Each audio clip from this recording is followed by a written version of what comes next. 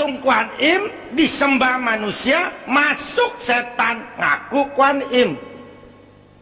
Patung Yesus disembah, masuk setan. Potret engkong kita yang udah mati, kita sembah, kita ajak ngomong, masuk setan dalam potret engkong kita. Bukan engkong kita setan.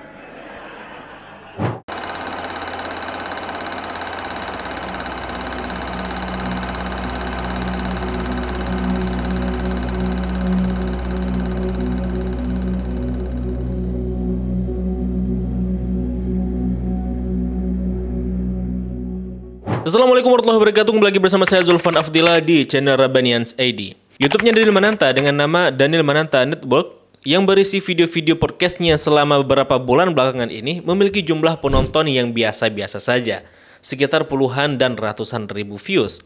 Namun ketika kemarin mengundang Ustadz Abdus Somad, viewsnya meningkat hingga 1 juta views per videonya. Setidaknya ada 6 episode podcast bersama Ustadz Abdus Somad yang sampai video ini dibuat, jika diakumulasikan totalnya mencapai 8 juta views lebih. Ini menunjukkan bahwa banyak yang excited menyimak podcast bersama Ustadz Abdus Somad, yang sekaligus buat pembenci Ustadz Abdus Somad merasa tidak senang ketika beliau itu sering diberi panggung seperti ini, yang kemudian berimplikasi pada sosok Daniel Mananta sendiri yang akhirnya disebut sebagai kadrun oleh mereka. Namun yang bikin kontroversi lagi adalah soal pernyataannya di TikTok, pernyataannya dari Daniel Mananta, di mana sebagai non-muslim, khususnya dia itu Katolik, ia membenarkan pandangan Ustadz Abdus Somad soal jin yang berada di sebuah patung, khususnya patung Yesus.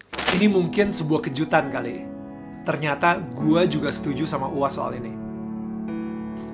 Bahwa kalau gue mungkin sebutnya ada unclean spirit, oke, di patung. Ketika patung yang dibuat oleh manusia disembah. Wait. Sebelum lo mau komentar, lo harus baca dulu. Ini again buat orang-orang yang mengakui sebagai pengikut Yesus, oke? Gue pengen kalian baca dulu Yesaya 44 ayat 13 sampai 20. Baru lu bisa komentar di bawah. Oke, lu harus baca itu dulu, baru lu bisa komentar. Sebelum lu baca itu, jangan komentar dulu. Oke, ini gue pengen ngomong kepada umat Nasrani ya. Pernyataan dari Daniel yang diatribusikan sebagai ketersetujuannya kepada pendapat Ustadz Abdus Somad ini tidak hanya membuat buzzer pembenci Ustadz Abdus Somad saja yang kepanasan, namun juga saudara seimannya dari Katolik juga tersinggung, sehingga banyak dari kalangan Kristen atau Katolik yang mengkritik pernyataan dari Daniel Mananta tersebut di channel YouTube, TikTok, Facebook, dan lain sebagainya. Nah, di sini kita tidak ingin ikut campur dalam perdebatan dan kontroversi doktrin internal dalam agama Kristen mereka. Akan tetapi di sini saya mencoba meluruskan miskonsepsi atau kesalahpahaman umat Islam terhadap korelasi atau hubungan antara Kristen dan perpatungan. Serta pula menjelaskan bagaimana sejarah konflik perpatungan dalam Kristen yang kemudian kita kaitkan dan kita hubungkan mengenai korelasi konsep berhala dalam agama Islam. Namun sebelum kita bahas lebih lanjut, seperti biasa saya ucapkan terima kasih dahulu buat penonton kami yang sudah mendukung channel ini secara moral dan materi via website kitabisa.com. Saya ucapkan terima kasih atas antusiasnya dan apresiasinya. Semoga dukungan teman-teman diganti dengan yang lebih baik lagi, serta semoga dengan dukungan tersebut dapat mempercepat perkembangan channel ini. Buat yang mau ikut berpartisipasi, teman-teman dapat mengklik link kampanye kami di website kitabisa.com di kolom deskripsi video dan di kolom komentar tersemat di bawah video ini.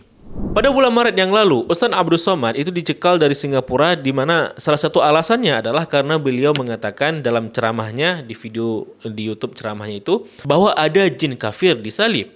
Nah, sebenarnya yang dimaksud Ustadz Abdus Somad itu bukan disalibnya, melainkan patung yang ada pada salibnya lah yang didatangi jin kafir katanya.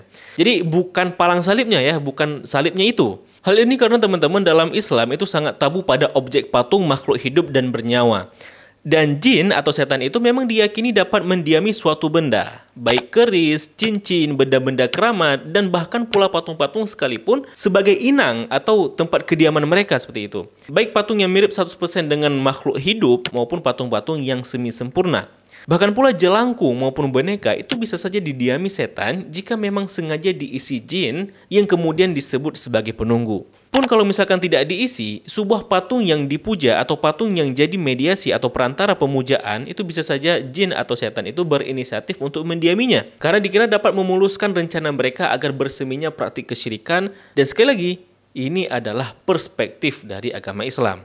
Nah, apa yang dijelaskan oleh Ustaz Abdul Somad di dalam video terkait sebenarnya hanya menjadi konsumsi jemaahnya saja, konsumsi internal umat Islam saja. Namun karena sekarang era mudahnya tersebarnya konten-konten, maka ketika disebarkan ke publik dan dikonsumsi secara publik akan menjadi masalah. Apalagi objeknya itu soal atribut agama lain. Namun kalau ini dianggap sebagai suatu yang salah, maka seorang pendeta bernama Pendeta Theodores Baraka itu juga pernah mengatakan hal yang serupa, di mana setan itu dapat merasuki atau masuk dalam patung Yesus. Patung atau benda apapun disembah, masuk setan. Saya kasih contoh. Misalnya patung Kuan Im. Patung Kuan Im disembah manusia. Masuk setan dalam patung Kuan Im. Ngaku Kuan Im. Bukan Kuan Im setan, bukan. Kuan Im itu putri raja. Pada waktu hidupnya Kuan Im banyak cohosim, banyak nolong orang. Dia hati emas tuh Kuan Im, waktu hidupnya banyak nolong orang. Makanya waktu dia mati digambarin tangannya banyak. Pernah nggak lihat gambar Kuan Im tangannya banyak? Itu melambangkan bahwa Kuan Im banyak menolong orang pada waktu hidupnya. Dia baik, kita kalah dengan dia hatinya. Setelah dia mati, dibikinin patung oleh manusia, disembah, masuk setan, ngaku Kuan Im. Saudara jangan bilang, Pak Tio bilang Kuan Im setan, saya digebukin orang tepekong. Patung Kuan Im disembah manusia, masuk setan, ngaku Kuan Im. Patung Yesus disembah, masuk setan. Potret engkong kita yang udah mati, kita sembah, kita ajak ngomong, masuk setan dalam potret engkong kita, bukan engkong kita setan. Nah, kalau kita lihat di luar negeri ada yang lebih ekstrem lagi teman-teman, di mana sikap penolakan terhadap patung oleh pendeta itu bukan saja diekspresikan dalam bentuk ucapan seperti tadi, melainkan dalam bentuk aksi yang disajikan dalam bentuk pertunjukan pada khalayak umum. Dan hal itu dilakukan oleh orang Kristen itu sendiri. Mary, she gonna have to do something.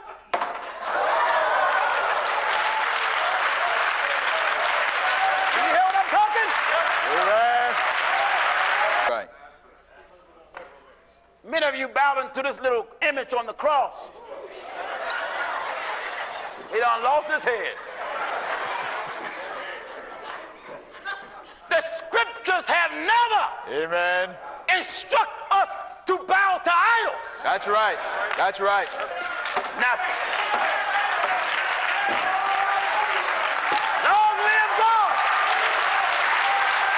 Nah, sebagai muslim mungkin kita bertanya-tanya, kamu bertanya-tanya, dan kita semua bertanya-tanya, kenapa kok ada orang Kristen, pendeta Kristen, yang kemudian menistakan atribut Kristen itu sendiri, atau menghancurkan patung yang mengukir tokoh yang mereka hormati itu sendiri, tokoh yang mereka sucikan itu. Nah, disinilah kita akan meluruskan kesalahpahaman umat Islam dalam mengaitkan atau menghubungkan, mengkorelasikan perpatungan dalam agama Kristen. Nah, kenapa dikatakan salah paham teman-teman? Karena sebagian dari kita itu masih menganggap bahwa Kristen itu pasti identik dengan patung. Padahal realitanya teman-teman, tidak semua denom, sekte, afiliasi, golongan, atau aliran dalam kekristenan itu menggunakan perpatungan, patung-patungan. Nah, kelompok atau denom Kristen yang menggunakan patung dalam kegiatan agama atau ritual ibadahnya itu adalah Kristen Barat, yakni seperti Katolik, Anglikan, dan juga Lutheran.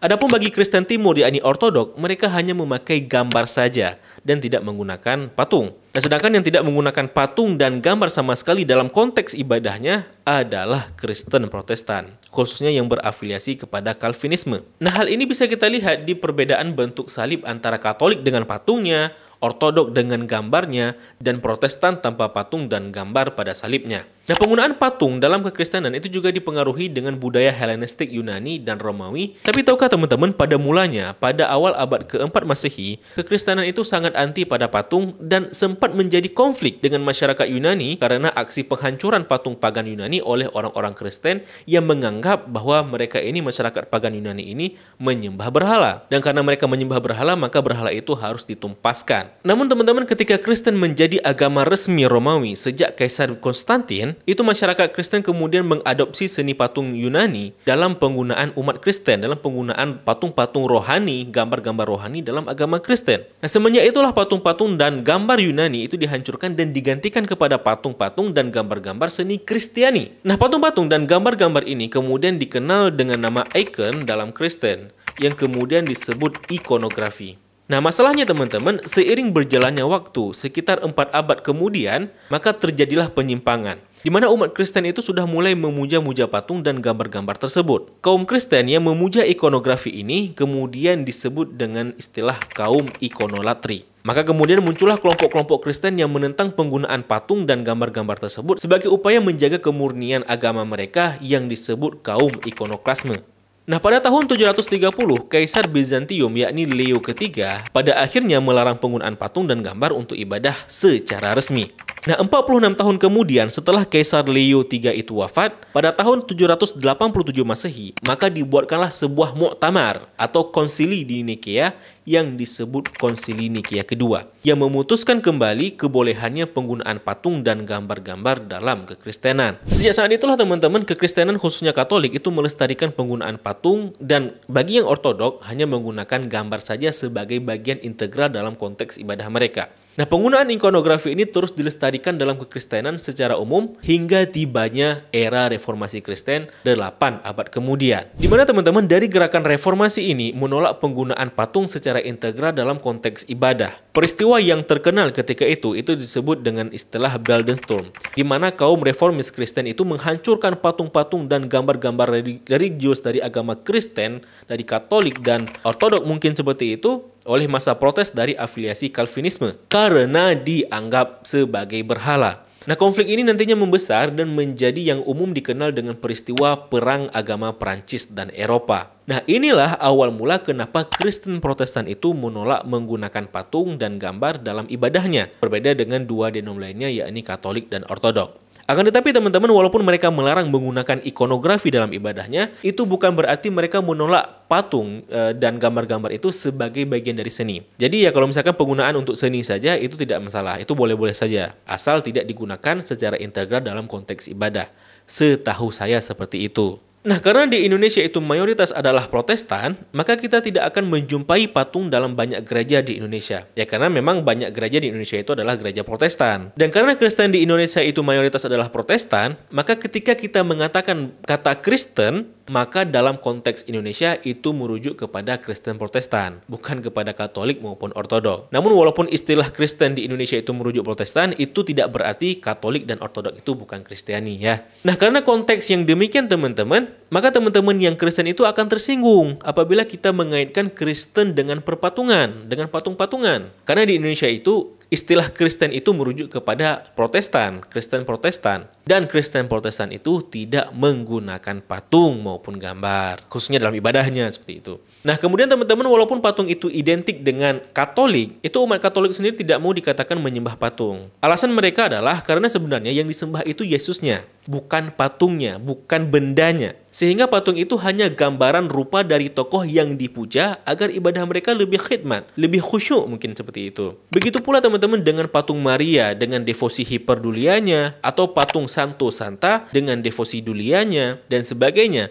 Jadi doa-doa yang ditujukan itu bukan kepada patungnya, bukan kepada bendanya. Menurut mereka itu doa dan persembahan itu, sembah menyembah itu kepada sosok di balik patung itu. Dan setahu saya teman-teman, dalam Al-Quran itu juga tidak menyebutkan secara eksplisit kritik kepada Nasrani karena mereka itu menyembah patung. Akan tetapi yang dikritik dalam Al-Quran itu karena Nasrani itu menyekutukan Allah dan menyembah Nabi Isa. Terlepas apakah nanti ia itu dipatungkan atau tidak, apakah nanti Nabi Isa itu dipatungkan atau tidak. Sehingga dalam Islam yang dipahami perbuatan syirik itu tidak mesti ada wujud fisiknya seperti patung. Karena kita juga mengenali berhala-berhala yang non-fisik. Bahkan pula berhala-berhala di Mekah di masa silam itu teman-teman, orang-orang Arab musyrik itu juga mengaku bahwa mereka itu tidak menyembah patungnya, melainkan mereka mengatakan bahwa yang disembah itu sosok di balik patung tersebut. Apakah itu Hubal, Latta, Manat, Uzza dan lain sebagainya. Mereka mengatakan seperti ini, "Ma na'buduhum illa liyuqarribuna ilallahi zulfa." Mereka mengatakan, ya, kami ini nggak sembah patungnya, tapi patung itu sebagai media untuk mendekatkan diri kami kepada Tuhan, kata mereka. Hal ini sampai diabadikan dalam Quran surah Az-Zumar ayat ketiga. Jadi ceritanya teman-teman, orang Arab musyrikin Mekah itu juga kenal Allah sebagaimana yang diperkenalkan oleh Nabi Ismail yang kemudian dilestarikan oleh Bani Jurhum. Hingga akhirnya kepala Bani Khuza'ah, Amru bin Luhai, tiba dengan mengimpor berhala ke kota Mekah. Inilah berhala yang pertama kali ada di kota Mekah yang ada di Ka'bah. Dan dia mengatakan apa? Dia mengatakan bahwa ini adalah Hubal sebagai perantara kepada Allah. Berdoa kepadanya itu akan dimudahkan hajat doa kita itu cepat tersampaikan kepada Allah, katanya seperti itu. Jadi Amr bin Luhai ini menanamkan sebuah dogma berupa bid'ah bahwa patung Hubal ini sebagai media perantara untuk berdoa kepada Allah, untuk mempercepat doa kita, seperti itu. Nah, sejak saat itulah orang-orang Arab menjadikan sosok Hubal dan sosok-sosok lainnya yang dipatungkan itu sebagai perantara kepada Allah. Dijelaskan dalam kitab Fathur Rahman bi Kashfi ma Yalbisu fil Quran oleh Syekh Zakaria Al-Ansari Asy-Syafi'i, dikatakan bahwa orang musyrik itu semuanya meyakini bahwa ketika mereka menyembah berhala, itu mereka sedang beribadah kepada Allah. Hanya saja ada beberapa cara yang mereka yakini dalam penggunaan berhala, patung-patung berhala tersebut. Di mana yang pertama, ada yang meyakini bahwa patung-patung berhala itu sebagai media perantara untuk mempercepat doa mereka kepada Allah. Apakah patungnya itu tersendiri atau tokoh yang diukir pada patungnya tersebut? Nah, hal ini Allah gambarkan mereka dalam ayat ketiga surat Az-Zumar tadi. Yang kedua, teman-teman, ada pula kelompok yang meyakini bahwa malaikat itu sebagai perantara kepada Allah. Makanya ada yang menyembah malaikat. Dan itu bukan berarti malaikat itu dianggap sebagai Tuhan, teman-teman. Melainkan malaikat itu sebagai perantara kepada Tuhan yang akan mempercepat prosesnya diterimanya doa-doa mereka. Yang ketiga, teman-teman, ada pula kelompok yang menjadikan berhala itu sebagai pemusatan ibadahnya, sebagai konsentrasi agar ibadahnya itu semakin khidmat dan khusyuk, seperti itu. Yang kemudian keempat, teman-teman, ada lagi yang meyakini bahwa jin atau roh yang berada di dalam berhala itu adalah utusan Tuhan atau perwakilan Tuhan. Maka menyembah jin atau roh yang ada di dalam berhala itu menurut mereka dapat mempercepat terkabulnya doa karena doanya itu langsung dihantarkan oleh perantara-perantara Tuhan tersebut. Jadi teman-teman, walaupun musyrikin Arab itu mengatakan bahwa mereka itu nggak sembah patungnya, yang mereka sembah itu adalah sosok di balik patung tersebut, Islam juga paham bahwa yang dikatakan disembah berhala itu bukan soal patungnya itu semata, bukan bendanya itu. Tetapi ketika mereka menganggap bahwa yang disembah adalah sosok di balik patung itu, atau patung itu sebagai pemusatan konsentrasi supaya mereka itu lebih khusyuk, atau bahkan tanpa patung tapi menyembah sosok selain Allah, ya itu tetap diklasifikasikan sebagai berhala, baik berhala fisik maupun berhala non-fisik dalam agama Islam. Jadi berhala itu, teman-teman, tidak mesti soal patung atau tidak. Selama dia itu adalah bentuk kemusyrikan, maka dia disebut pula sebagai berhala. Anda punya keris dan Anda menganggap jika keris itu mendatangkan manfaat dan keberuntungan, lalu Anda rawat keris itu dengan menyan, dupa, bahkan dengan sesajen, itu berarti Anda menjadikan keris itu sebagai berhala. Walaupun Anda tidak menganggap bahwa keris itu sebagai Tuhan, namun ketika Anda memperlakukan keris itu dengan cara dipuja-puja seperti itu, maka secara tidak langsung Anda menjadikan keris itu sebagai ilah atau Rab Anda yang membuat keris itu menjadi disebut sebagai berhala. Atau Anda menganggap suatu patung itu dapat mendatangkan manfaat, dapat mendatangkan keberuntungan. Nah, walaupun Anda tidak menyembahnya, maka Anda telah menjadikan patung itu sebagai berhala. Karena Anda menganggap bahwa patung itu sebagai Rabb Anda. Atau Anda menganggap jika yang mendatangkan manfaat itu bukan bendanya, ya, bukan patungnya seperti itu, tapi sosok tokoh di balik patungnya itu. Anda berdoa kepada sosok di balik tokoh yang diukir pada patung itu. Maka dalam agama Islam, ya, sekali lagi, dalam agama Islam, Anda telah mengibadahi berhala. Karena menjadikan sosok di balik patung itu sebagai ilah, sebagai tempat Anda meminta, menjadikan ia sebagai Tuhan. Ataupun Anda tidak menjadikan ia sebagai Tuhan, tapi Anda meminta doa kepada dia, Anda meminta keberkatan kepada dia, sosok di balik patung itu adalah bentuk berhala dalam agama Islam. Jadi walaupun dikatakan tidak menyembah patungnya, kita faham yang dimaksud menyembah berhala oleh kaum musyrikin itu bukan selalu bermakna menjadikan patungnya, bendanya itu sebagai Tuhan. Enggak seperti itu. Melainkan menjadikan patung itu sebagai media, perwakilan, perantara, atau menjadikan sosok tokoh pada patung itu sebagai Rab dan ilahnya, maka itu tetap diklasifikasikan sebagai bentuk berhala dalam agama Islam. Jadi menurut perspektif Islam, ya, sekali lagi ini menurut perspektif Islam gitu ya, memang benar secara prinsipnya Katolik itu tidak menjadikan patung sebagai Tuhan mereka. Dan ini yang mungkin disalahfahami oleh banyak orang Muslim ketika mengatakan bahwa Kristen Katolik itu sembah patung. Akan tetapi ketika menjadikan sosok di balik patung yang diukir itu sebagai objek untuk disembah atau dimintai doa, maka itu tetap diklasifikasikan sebagai konsep kemusyrikan, berhala dalam Islam. Sebagaimana kondisi dari 4 kategori tadi. Pun andaikan misalkan tidak ada media patungnya, namun jika objek yang disembah itu selain kepada Allah, dalam Islam tetap memandangnya sebagai bentuk kemusyrikan. Karena berdasarkan kamus KBBI, berhala itu tidak mesti ada arcanya, tidak mesti ada patungnya seperti itu.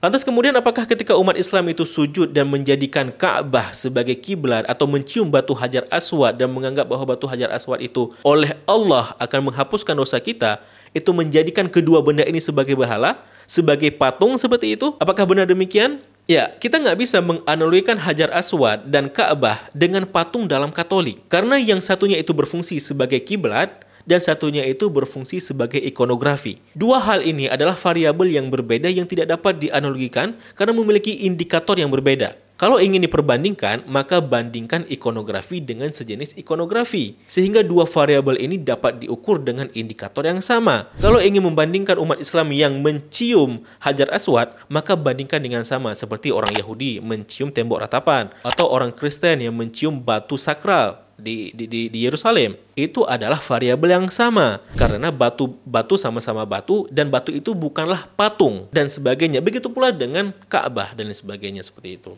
Andaikan Ka'bah dan Hajar Aswad itu adalah berhala, maka sedari sebelum kerasulan Nabi Muhammad SAW, kaum musyrikin itu sudah menjadikan dua benda ini sebagai berhala, sebagai sembahan. Namun kita tidak menemukan bukti sejarah, bahkan pun riwayat-riwayat yang ada, jika Ka'bah dan Hajar Aswad itu menjadi objek sesembahan dan pemujaan baik secara uluhiyah dan rububiyah oleh orang-orang musyrikin Mekah seperti itu. Ya.